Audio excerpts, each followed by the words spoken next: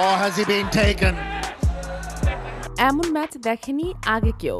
তাইজুলের 5 উইকেটে ঘুরে দাঁড়ালেও দিন শেষে বড় বিপদের মুখে বাংলাদেশ। বিস্তারিত জানতে ভিডিওটি সম্পূর্ণ দেখার অনুরোধ রইল। দর্শক, আজ দিনের শুরুটা নতুন বল দিয়ে শুরু করে বাংলাদেশ। সাফল্য পেল দ্রুত।